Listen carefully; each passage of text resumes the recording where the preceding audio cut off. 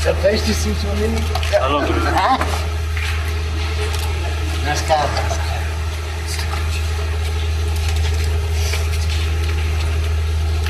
Namaskar.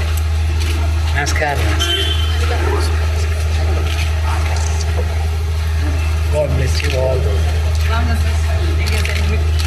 Thank you, thank you. Please allow Guruji to go.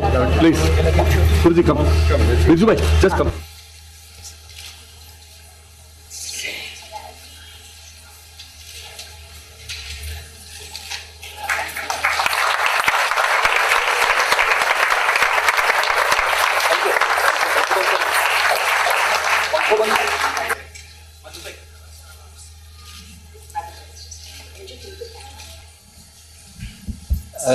Revered Guruji, on behalf of the students of Iyengar Yoga Science, I have been asked to inform you and tell you how privileged and honored we are with your presence here today.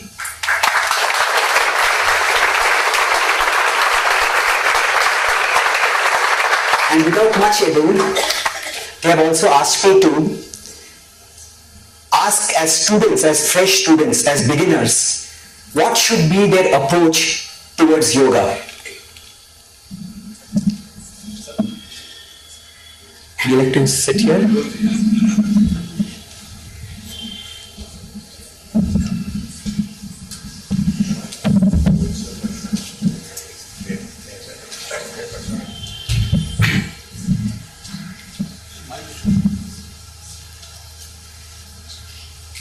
Keep it here on the back. I thought you were continuing the speech.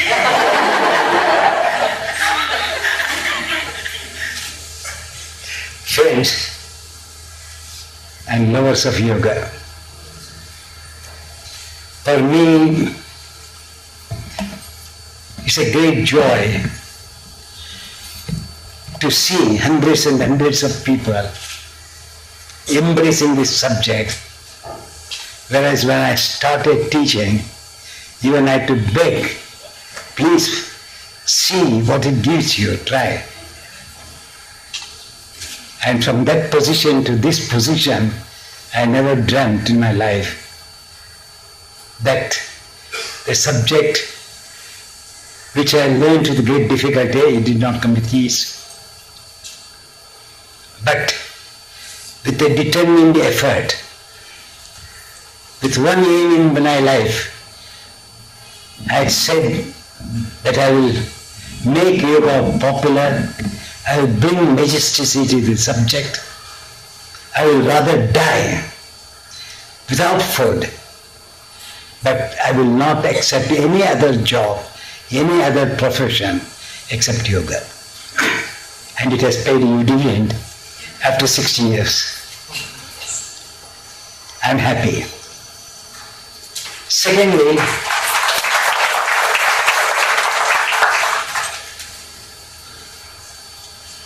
so I'm not going to go to my early life. Secondly, Bombay became my home. In 1938, I gave a first demonstration in St. Joseph Gymkhana in Parel. 1938, and then Indian Gymkhana in Matanga. Afterwards, I used to come, when people used to ask me whether you come and give a talk. But the credit goes, because today Ajay has given you this facility to learn yoga. But the credit goes to his guru, probably whom he may not be knowing the name, Bhadrankarji Maharaj. Do you know him? He was a Jain monk in 1950s. Because I was teaching some students, Jain communities people in Pune, and he came to know that I am training some from their community, and he wanted to meet me. So I came one Saturday to meet him at Vadala. He was staying at Kabulstan in what is that place? No, not that. Kalbade. He used to stay there and he used to stay at Vadala. His name was Bhadrankarji Maharaj. He was considered as a top class saint in those days. And he was so much interested in the field of yoga to learn. But it was so difficult for him of that caliber to undergo training when the others were not so much, monks were not interested in yoga. So he requested me that he can only practice between 11 and 12 in the morning, because all others go for the food and I'm only free at that time because nobody can see me. And will you come and teach? And that's how I started coming on Saturday by Janata Express in those days and going back to Janata 3 o'clock train. And some people I came to know, particularly Mrs. Mehra Vakil. You must have heard Dr. Vakil, Jal Vakil, heart specialist of Bombay. His wife was my student since 1940. So she came to know that I am coming and teaching Bhadrankarji. She asked me, why don't you have a class for the public of Mumbai? So I started the first class in Bombay in 1952 at Alexander School near behind Kadivanda. And that's how used to come weekends to Bombay. And there were only 5-6 students who began learning. 52. Then, now in India, we have always problems for good work. No hospitality for good works. So I used to be thrown from one school to another school. Sorry, we cannot give you the place. So every 6 months, they used to find new places for me to teach yoga. And it went on to my last class in Bombay, nothing new. I can call it myself a majestic beggar in the field of yoga, because I had no place at all. So I used to shift classes from place to place. Can't take here, can't take here. It went on, and still with that willpower, I said, whatever may happen, wherever they are, shift me. Even I have taken classes at the dirtiest place called Holy Name School.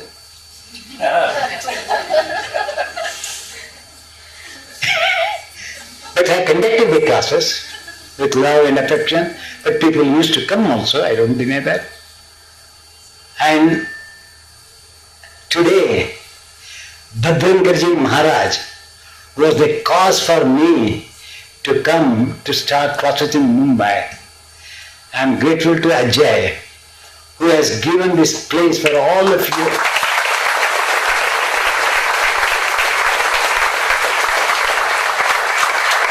To learn and experience yoga. I'm sure his generosity goes only to Bhadrankarji Maharaj, because I cannot forget him. If I had not called me, people would not have seen me in Bombay at all.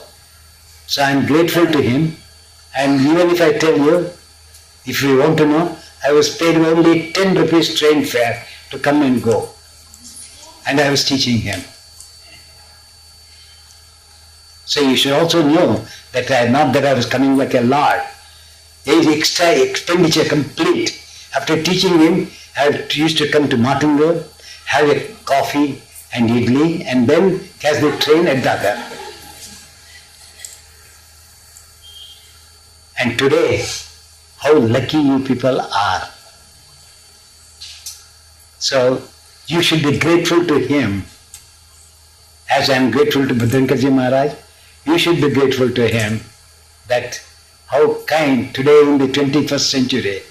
I don't think you will find a man like Ajay who offers this place free of cost, bearing all the maintenance expenses. I think it may be 1 in a trillion.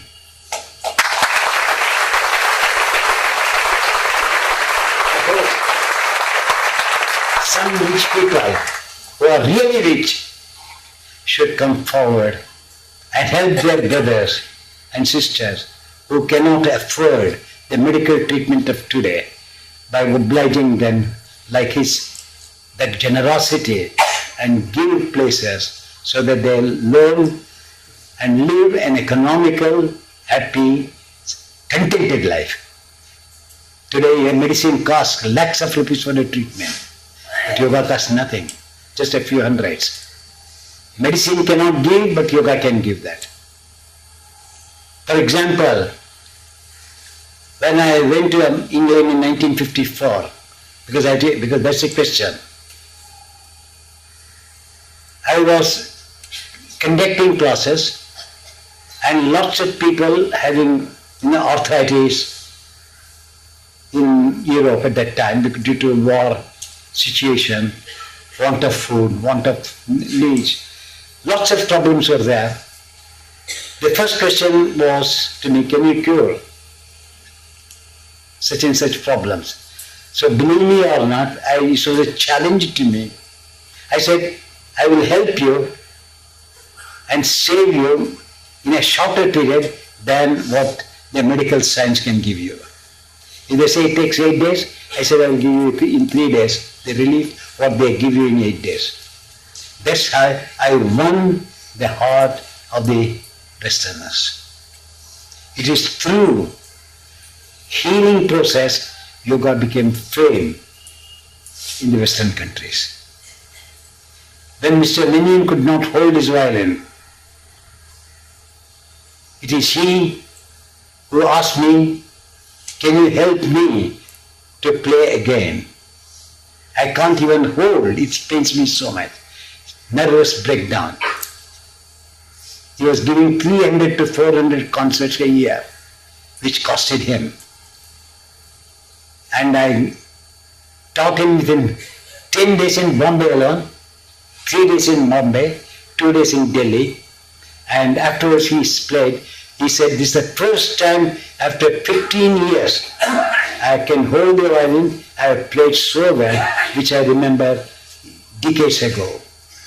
So that's how, on account of him, yoga became famous in the Western countries also. Then lots of musicians came, artists came, and it grew.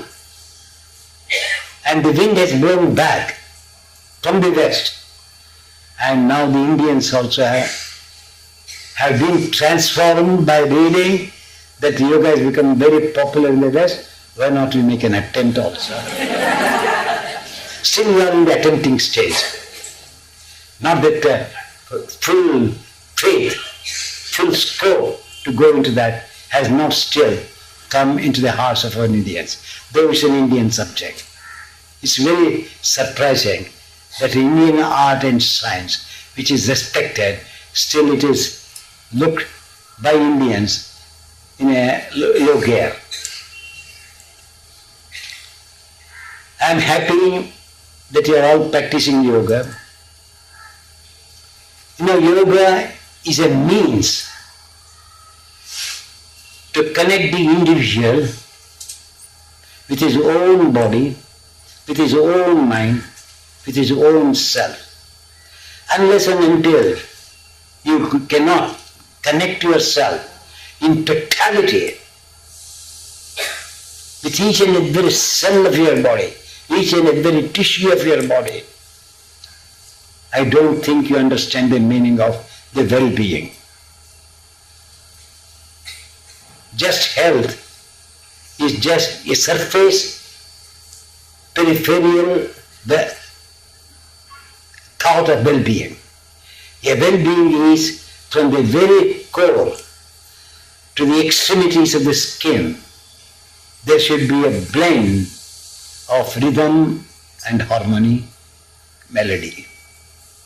If there is no melody, there is no rhythm, there is no harmony, balance and concord,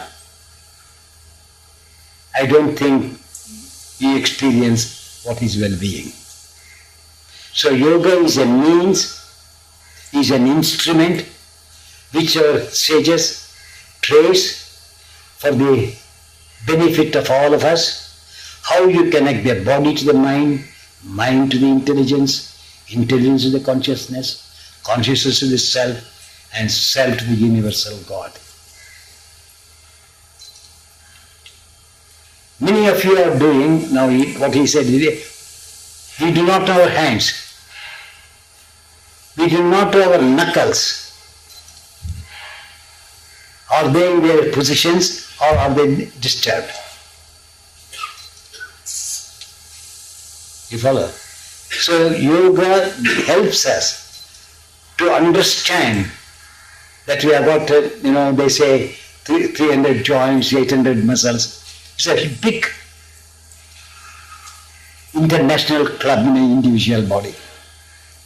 To bring the chest, which I call is the size of a tennis court, 96,000 kilometers of blood circulation, though the nervous system they say about 16,000 miles, I do not believe, it must be is equal to the blood current. They have got millions and trillions of tissues, capillaries, joints, tendons. How difficult to keep each and every part under control. That is, when that comes under control, I say you are a balanced human being. Till then we are all unbalanced human beings. Something comes in our way. So we are caught. So our mind becomes petty because we are caught with the somatic problems. Therefore, the yoga begins with the somatic body, because we are made up of 5 elements, Prithvi, Teja, Vayu and Akasha. These 5 elements are within the body. As such, they call it Annamaya Kosha, Pranamaya Kosha, Manomaya Kosha, Vijnanamaya Kosha, Anandamaya Kosha. And Anandamaya Kosha, these Pancha Vayus and Pancha Koshas are connected to the Prakriti, nature. But beyond that, what they call is Ananda is Chittamaya Kosha, Antakarana Kosha, then Atma Kosha. So Atma Kosha is quite different to these Panchabhutas and Panchakoshas. If the Panchakosha is the Atma Kosha, then he says the Panchabhutika Sharira, it has to die. It does not die.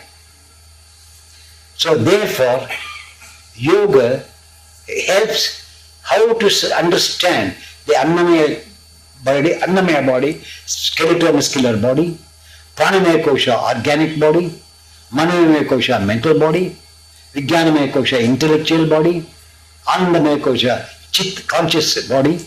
And when you have conquered the 5 sheets of the nature, then you are totally free from the somatic afflictions. When you are completely free from the somatic afflictions, then you experience the beauty and the unalloyed joy and peace. And that is where yoga takes us from the skeleton, from the skin towards the self, and then makes a dual road from the self towards the skin, so that the mind moves between the skin to the self and connects the self to the skin through the various tunnels or avenues, whatever you may call it, because in medical system they call it elementary from the throat to the anus. What is this? It's nothing but various tunnel systems. So these various systems in the body are nothing but tunnels where they are covered by karmendriya according to our method. We have to come to our methodology to know that we are karmendriyas, we are jnanendriyas, we are external manas, we have got internal manas, we have got intelligence, ahankara, chitta, then conscience, call it antakarana and atma. So we have got 7 caves where these tunnels pass through in these canals, in these caves. And when that you pass through, the last cave being the Atma Kosha, so you are one within yourself. So yoga begins with the Annamaya Kosha and ends with the Anandamaya Kosha, means Atma Jnana. Unless and until you know the body, for example, in the 3rd chapter, Patanjali speaks of Bhuta Jaya. The effect of yoga is Bhuta Jaya. Very, of course, it's in Yoga Sutra I have written. From Bhuta Jaya, that means Panchabhuta have to be controlled. After Panchabhuta, he speaks of Tanmatra Jaya, which the translators say Ashtasiddhi, because he used the word Anu. So because he uses the word Anu, the commentators like Rasa and others have said that is Ashtasiddhi. But before explaining that, he speaks of Siddhis. But nobody reads those things. What are those Siddhis? How he can be as light as a feather, as a cotton. How he can cool his body. So these Siddhis he speaks before. Therefore, this sutra, he explains, connects with the Tanmatraya Kosha, because Bhutas have got Shabda, Sparsha, Rupa, Rasa and Gandha. These are the anus or the atoms of the Panchabhutas. Therefore, you have to conquer the gross elements, then the qualitative atomic elements. So then you have to, so for that you have to keep the each and every cell of your body healthy. Rupa Lavanya Bala, that is how he explains. Then he says Indriyas will come under control. When Indriya comes under control, the mind becomes universal. Then it becomes a cosmic mind. So when it becomes a cosmic mind, it loses its individuality, so it merges with itself and Atma Jnana begins. That is Vibhuti Pada. Wealth of yoga is fixed subjectively.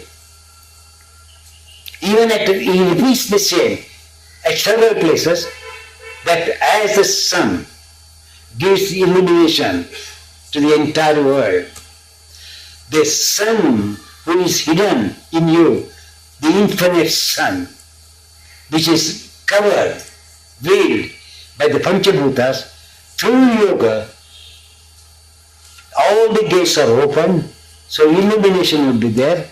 Bhuvana Jnanam Surya Samyamat. So when you have conquered this bhuvana, the body of the soul, then the soul shines itself. And like a dhruve tadgati jnanam, then your intelligence is like a pole star, which is not shakeable at all, which is stable. So it's a very interesting way how Patanjali has put it, but on the practical aspect, very few, or I say nobody have dealt with it. Academically they have dealt it. That's why this subject did not become very popular.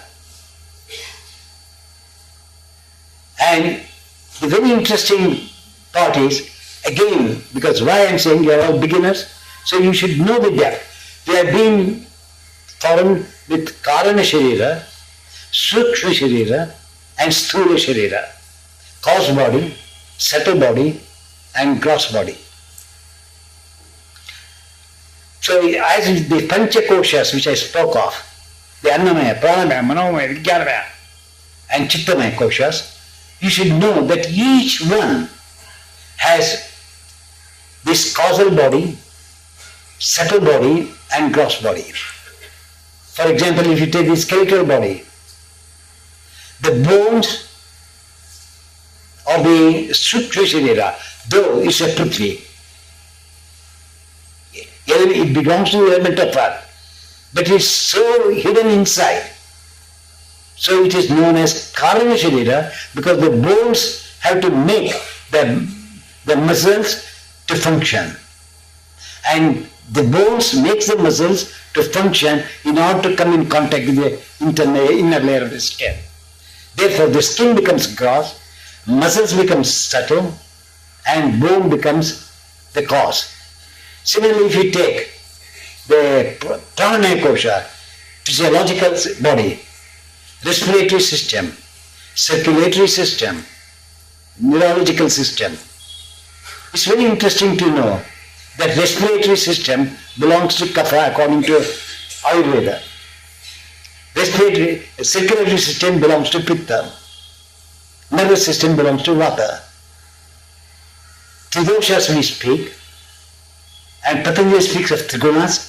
So Trigunas are the cause, Sattva, Rajas and Tamas is the cause, and the effect is dosha. But the Ayurvedic people study from the dosha what you are suffering from. But they don't study on the gunas. So Patanjali goes to gunas, not on doshas. Because the gunas, if there is a mixture, intermixture of the gunas, the doshas come. So Ayurveda starts from the effect, yoga begins with the cause. So cause body is the guna.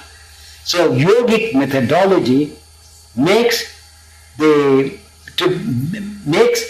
balance these gunas in such a way that they do not play with one's life. Because with these three gunas, you should be also interesting to know, those three gunas and three doshas have got to do with the Panchabhutas. Prithvi is a frame, is a base, foundation, and Akasha, ether, is what you call today business people, supply and demand and supply. Because you don't need a marketing, big area how to do it. So Akasha Tattva do the marketing. But the foundation is the Prithvi. And in between of the three elements, up, Tej, and Vayu. So up Tej Vayu is Sreshma, Pitta and Vata. So that is how you have to trace the cause from the Prakriti, that these three elements play on each individual. The other two do not play. And these three play why? Because the water and Tej, Up and Tej are anti-elements in our system. They quarrel with each other, they fight with each other. Electricity is produced only by water and fire. So Tej Tattva and Up Tattva is the one which comes together, fuses and produces the energy known as Ojas. You must have heard the word Ojas. So in each cell there is Ojas. And that Ojas is nervous system, what we call Vayu. So if Vata Pradana is also heavy, disease come. If Pitta also is heavy, diseases come. If Kapha also comes, diseases come. Therefore, yogic methodology is to balance the gunas in the body, because body belongs to the tamoguna, manas belongs to the rajoguna, atma belongs to sattva. So can you, by practice, change your quality, chemical change in your blood, in your cellular system? What chemical changes takes place? Like T cells, B cells, alpha and beta, these words are all coming now these days, but it was there in those days. So how, when you do Shirshasana, how you become very active and alive. When you do Sarvangasana, why you became calm, slow, smooth, soft, cool. So these are all the chemical changes in the geography of the body. So how the physical body and chemistry exchanges while doing the asana is the work of today's medical scientists. So because we can make people change, but there is no proof. So everybody wants proof. So in yogic field, all science is dependent on perception. They cannot go beyond perception. That's what called extraperceptual sensation, B.K.S. So here in yoga, if you consider yama and niyama, ahimsa satyaste brahmacharya parigraha, shaucha santosha sattva ishvara pranidhana, are not actually the what you call ethical discipline. What is a man's behavior? What is the chemistry of the intellect of the man? Man's chemistry is to be aggressive, himsa, to be dexterous, never tell the truth. Even today in the court they say, tell the truth, nobody tells the truth. It's a known fact. So Patanjali has used such noble words, so which the people call it as ethical discipline. No, deficiencies of the intellectuals of the human being. What are they? So he says, himsa, asatya, steya, which is what you call intelligent patent is going on everywhere. Even I was told some few days ago I read in a paper that Bikram Chaudhary, 26 asanas are patented. He has not created. So somebody who taught and he is taking the copyright. Probably you are all doing the same asanas. Then he may ask you that you are all doing, so you have to pay the royalty because they are my asanas. After all, Dhanurasana, Sharabhasana are there. So it's everywhere. So last month I was told that an American government has patented this asana, which makes us to laugh. So this is Theya. H, HAV, Brahmacharya, libertarianism, Parigraha, greediness. So these are all chemical changes, chemistry of the human beings. So Patanjali is now says that please think, and can you Pratipaksha Bhavana, can you go against it so that you can improve yourself? So to improve that, he says, follow Shaucha, Santosha, Tapas, Swadhaish Pradhana. He gives the methodology. So these two are nothing but the art of living. Today art of living is going on everywhere. God alone knows what that art of living is. So art of living is nothing but yama and niyama. Are we following these principles? If you are not following this principle, you are not in the art of living at all. Living is kala, so there is no kala. Then this science comes that asana pranayama pratyahara, or the perceptual subject in yogic faith. So you can do this scientific research on asana pranayama and pratyahara. Because what is happening? So senses of perception are the windows of the external world. They take the ideas from the external world and pierce the inner mind. So if there are no senses of perception, it does not touch the mind at all. So they are the windows of the world. Therefore they gather knowledge and place in the mind. And the mind, very interesting to know, that's why I said use the word caves. The very mind wants to experience the sensations which come from the windows of the senses of perception. So it triggers the organs of action. Though we say organs of action is stula, but if you carefully study, organs of action are nothing but the slave of the mind which are controlled by the senses of perception. It's an interesting thing to read.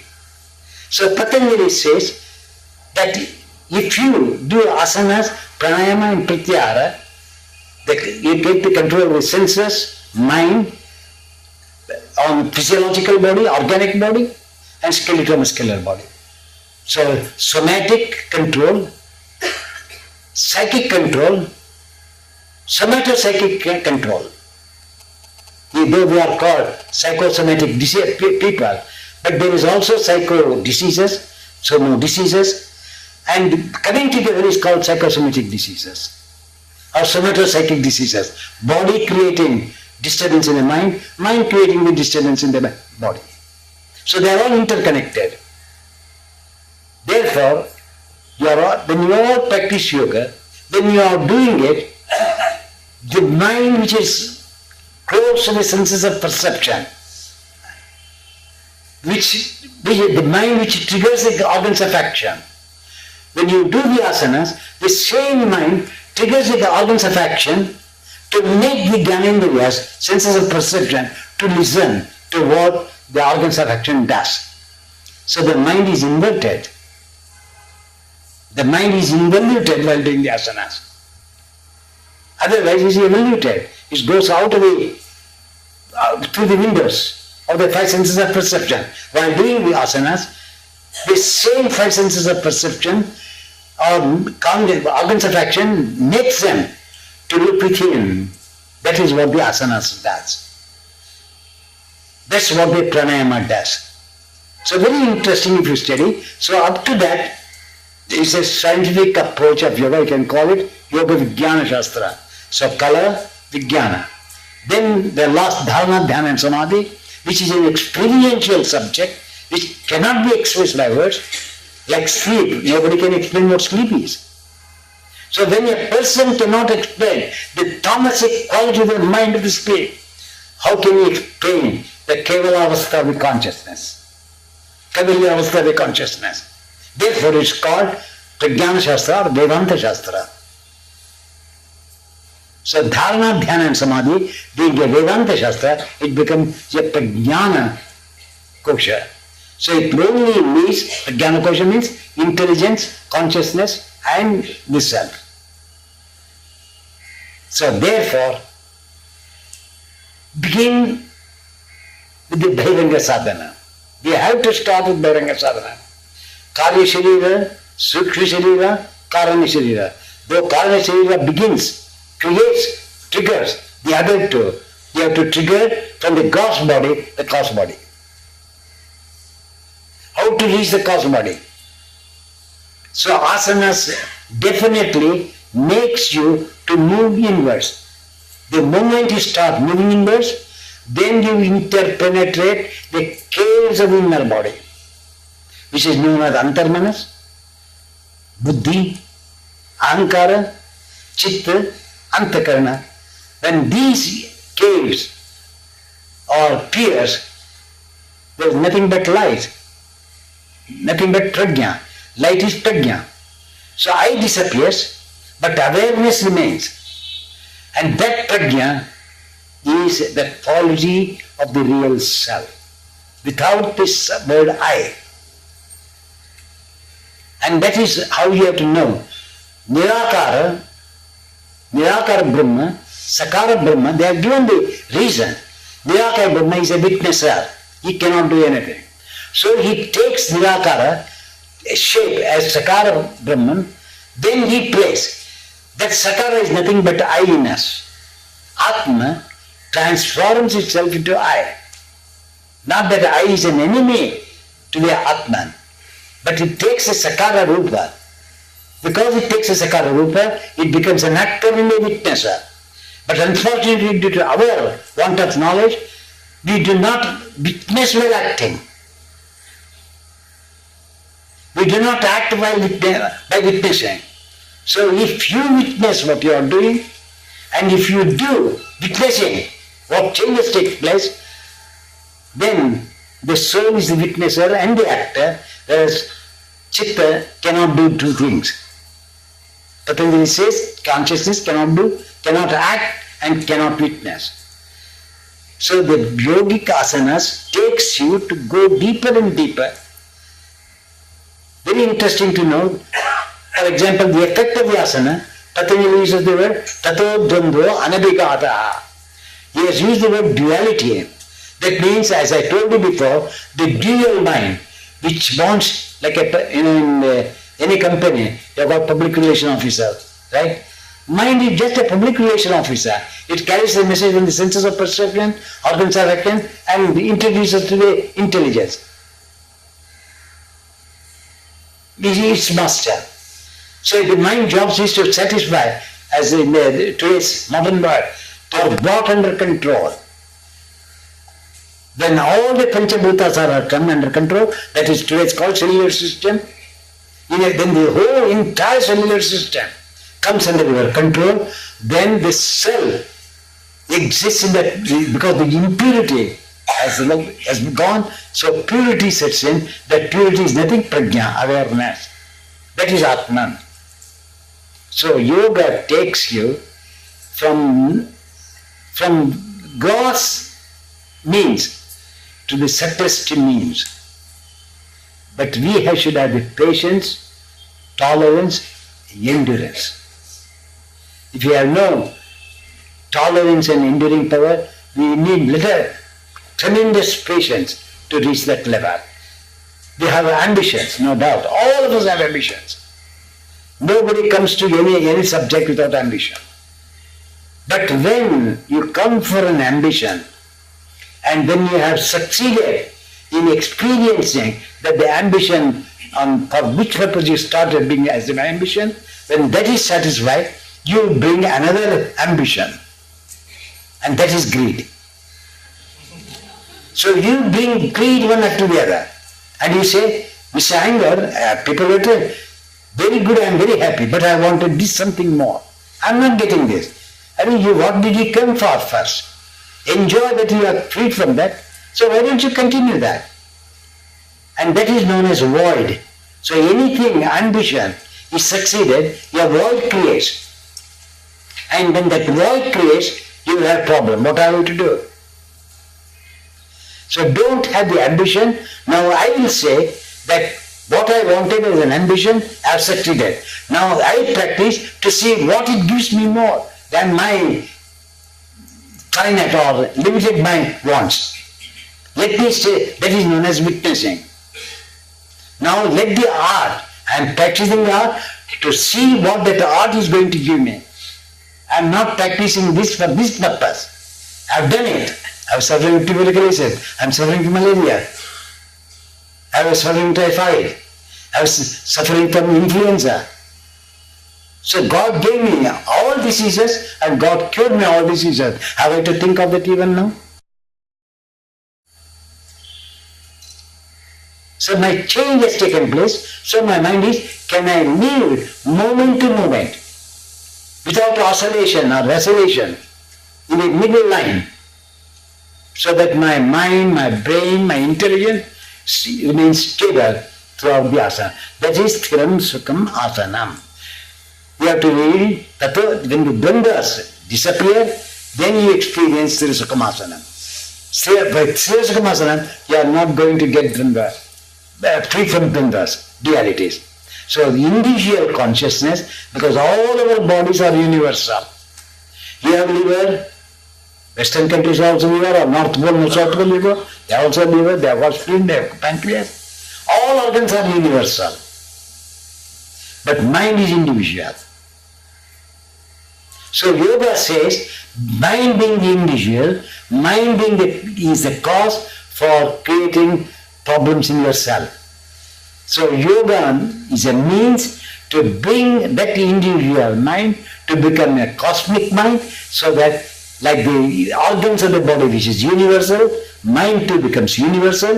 When the mind and body are totally universal, you live in universality. And that's what yoga is.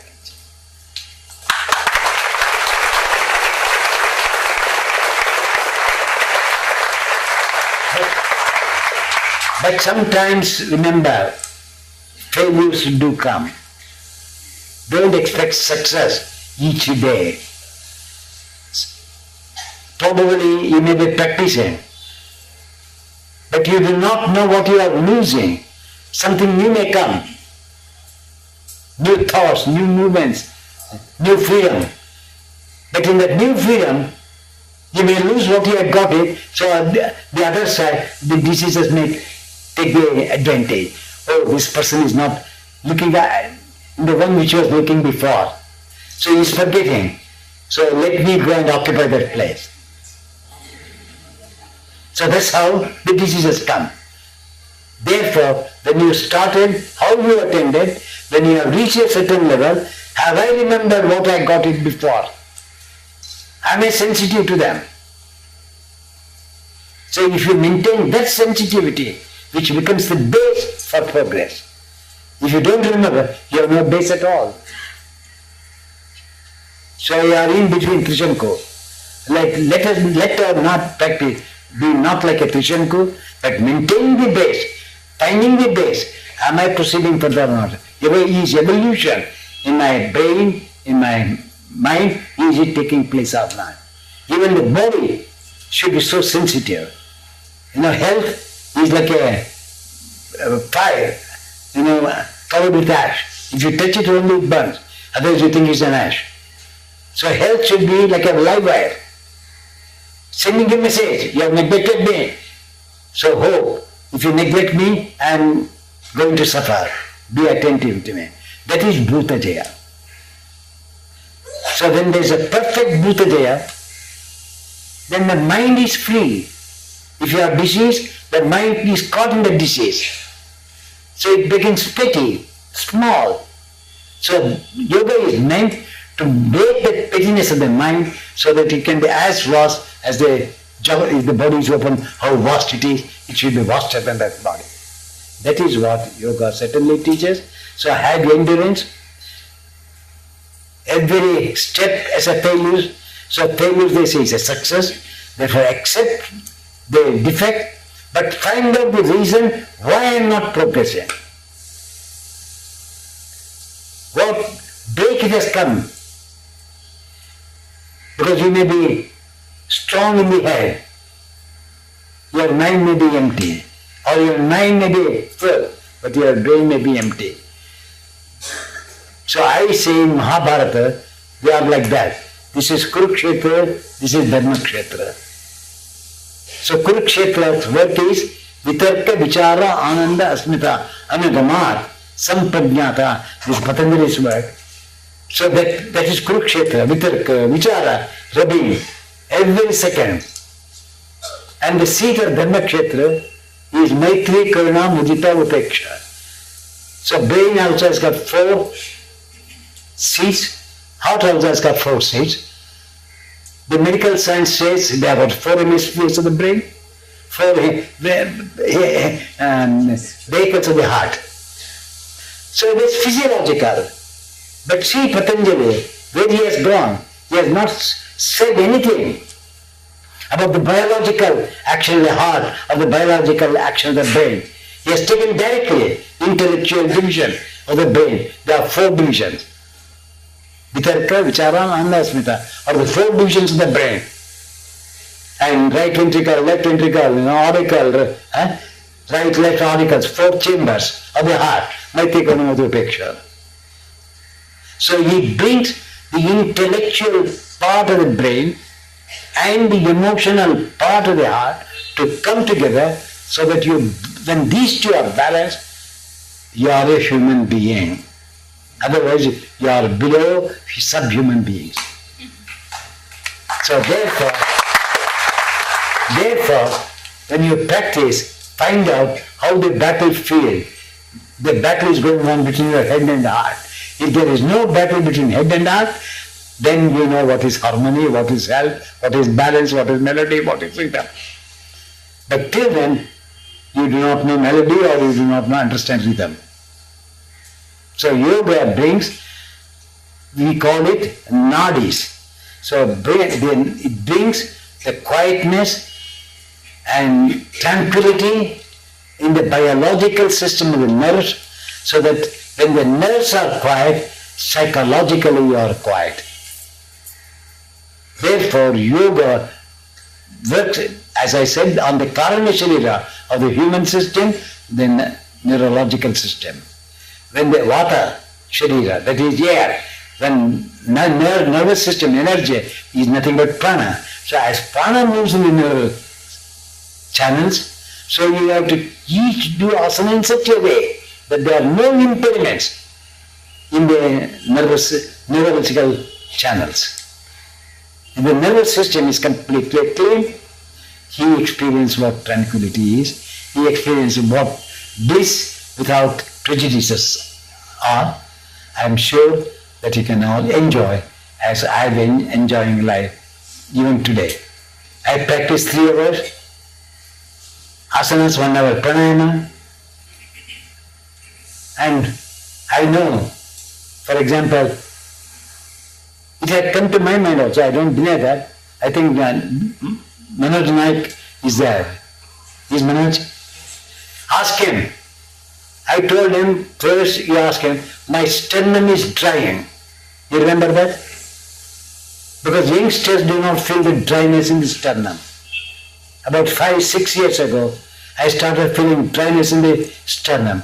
I was telling him, doctor, what is the sign? Can you say? He says, I don't know. I said, drying means decay. That means why it should dry? Then I never felt all these years.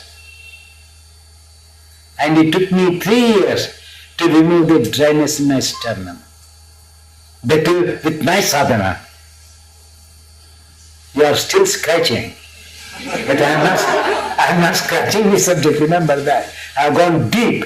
I have decked my body to such an extent. So if it has taken me 3 years, you can understand how many years it takes for a minimum practitioner. So that's why I says patience is needed, tolerance is needed, but yet perseverance is also needed.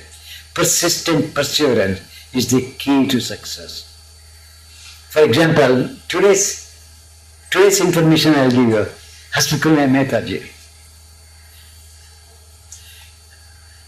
You will be surprised to know, he is a yoga student for nearly 50 years.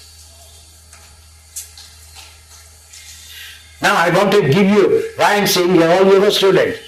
That's why I am giving an example. This afternoon, I was telling his son that he has no sensation in the bottom of his foot. Yes? He had no sensation. They see the swelling on the top of the foot.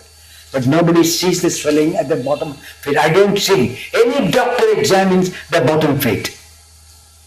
If there is any doctor, let him come and say to me, yes sir, I'm tested. I say he's sensitive. Not one. Look at the bottom of the feet. You can see that. And you all know the name Supta Padangusthasana. So I made him to Supta Padangusthasana, putting a belt for the second toe and the third toe to pull it. See, even 5 toes, you do not know whether they are friendly or foe.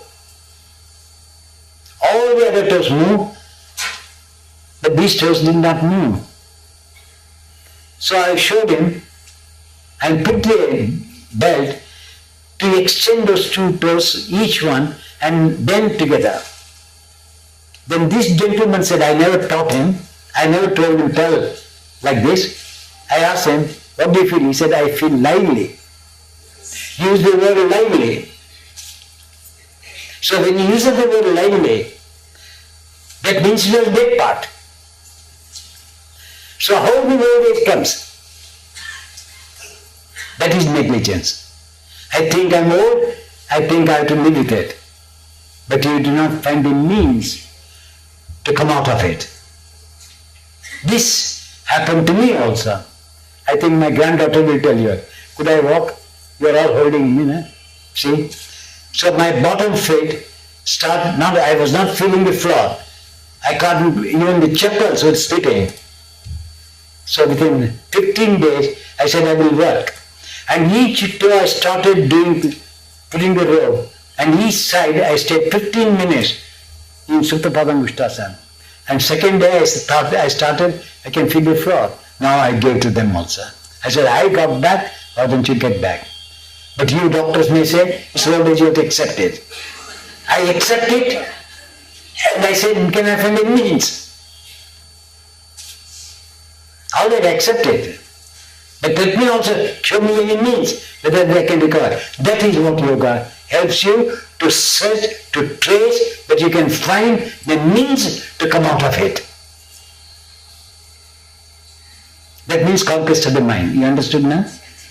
So we become the slaves of the mind in old age. So let us not become the slaves of the mind. Let us make the mind to be a master. That is what yoga teaches, and that's why I am practicing non-stop. Even if you see me practicing, I will be conducting classes. Not even my toe will move, because my lakshya will be there.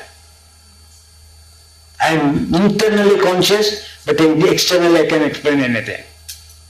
So that is what my practice gave me, that mind can play. Sarvatha, ekagrata and sarvartata. I can be attentive on many things, I can be attentive also on one thing.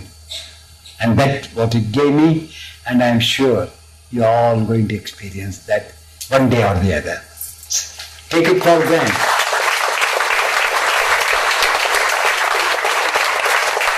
I am entering the 75th year of my practice. I am not speaking by my head. Each and every cell speaks to me. And I am still a sadhaka. I do not know what I do not know. Therefore I am practicing to find out if I am missing something. So light comes to me suddenly.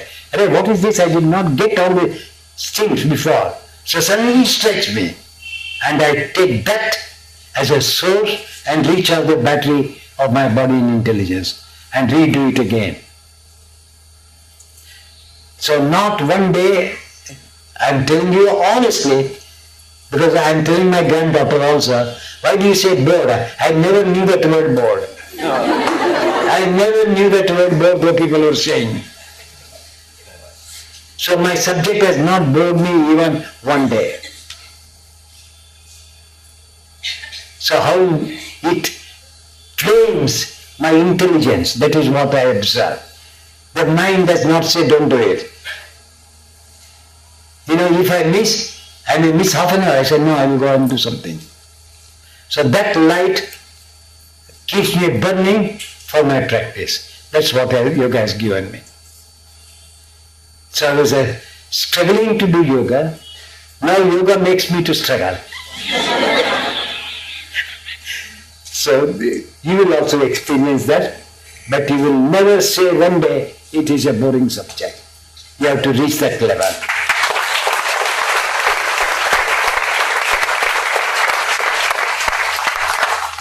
In the 30th Sutra of the 4th chapter, Klesha Karma Nivritti He, 30th Sutra of the 4th chapter, 192 second Sutra. He speaks of Dharmamega Samadhi. When he speaks of Dharmamega Samadhi, Dharmamega Samadhi is a Shilata of the mind, like the clouds which pour rains. So your intelligence will be pouring the wisdom like rainwater. And if that is the case, the effect of that is Klesha Karma Nivritti He. He speaks of afflictions will come to an end. Do you know that? After Dharmamega Samadhi, the effect of Dharmamega Samadhi, he says that you will be free from afflictions. Now we know nothing and we want to be free from afflictions. That means how much effort is needed in the sadhana to understand that when Patanjali uses the word that now dukkha is completely discarded when you have reached Dharmamega Samadhi, how much you have to work. So why is this word that dukkha nivritti takes place? Simple reason that what I started in the beginning, that there are no emotional upheavals. No kama, krodha, lobha, moha, mada, matsarya, they all disappear. So you will not get afflicted or you will like to afflict others. Vitarka himsadaya, krita karita anumodita, lobha, krodha, moha, purvaka, mrudabhya, adhimatrat. Dukkha jnana antapara iti pratipaksha bhavanam. This is human nature. Patanjali says human nature, vitarka, causes himsa, greed, moha, kama, krodha, lobha, starts from that. Therefore, he speaks that effect in the end of yoga. When you reach the state of kevalavastha, your dukkha vanishes on its own. In the second chapter, he speaks of the character of the human being, and he ends that character of the human being disappears in the 4th chapter of the 30th Sutra. Just imagine. So therefore, you are all beginners. For me, you are beginners because I put 75 years of practice. And I don't know how many years still I will put that. As long as God makes me in this life, I don't think I will stop my yoga.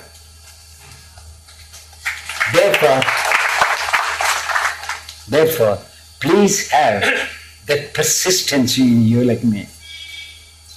And the light will dawn from within. And you see the light, what I have seen that light. The eye disappears, fades out, and prajna only remains. Prajna without any color. And that's the beauty of yoga.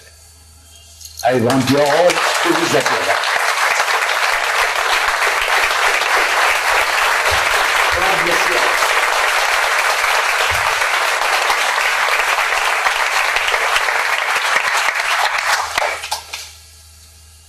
So I am grateful to you, sir. I have not forgotten. Because Jana Seva is Janardana Seva. So you are giving place for Jana Seva. So Janardana is close to you. So God bless you.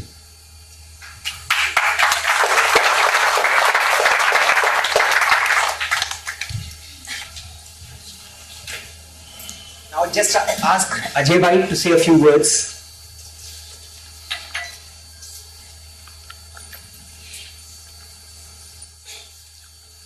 Guruji, I don't know how to talk, but I just want to tell you one thing, that I am a Jain Banya.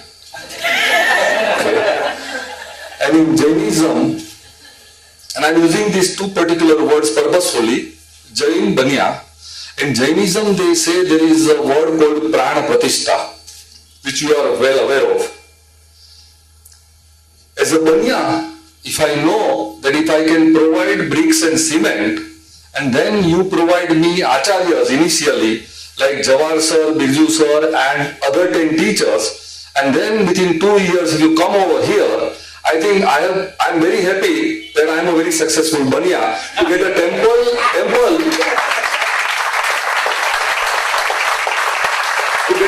in exchange of bricks and cement. So I'm sure that this message will go to all of us. Thank you.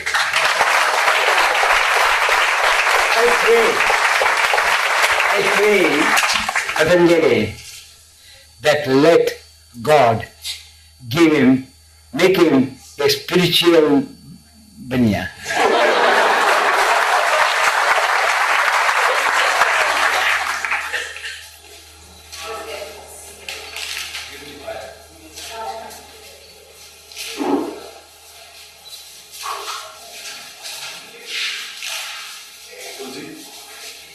He is my uncle. He was Acharya, Jain Acharya.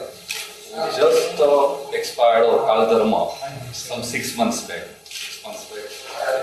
And he is the inspiration behind all this activity. Yeah.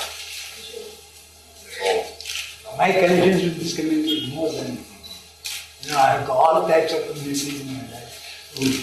And all, lots of posts in all communities I have met. we have already arranged for 2,000 books here. Wonderful. On every title is there. Iyengars. Yes. Wonderful. What? And this is open for all the people, 6 days a week, around 9 hours. Yeah, it's absolutely open and free. It's a great achievement. It's a great thing. Hope your mission, your will is helpful to the public. Take the advantage and make it. Remember that when Lord Krishna has said it, many thousands and thousands just think. Some thousands think and leave off. Some practice and leave off. One only million takes it. Therefore, good people should have the determination. Remember, Lord Krishna said, that come what may, what I have taken, I will taste till the end. As you taste the food, if it's well cooked, so you have to cook the body to taste the effect of essence of yoga. Beautiful. The books have to be given to you. It's upstairs.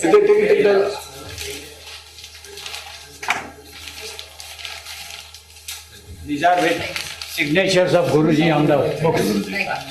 Thank you.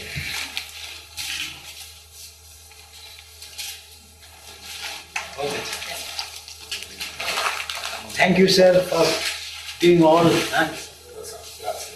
impediments removed.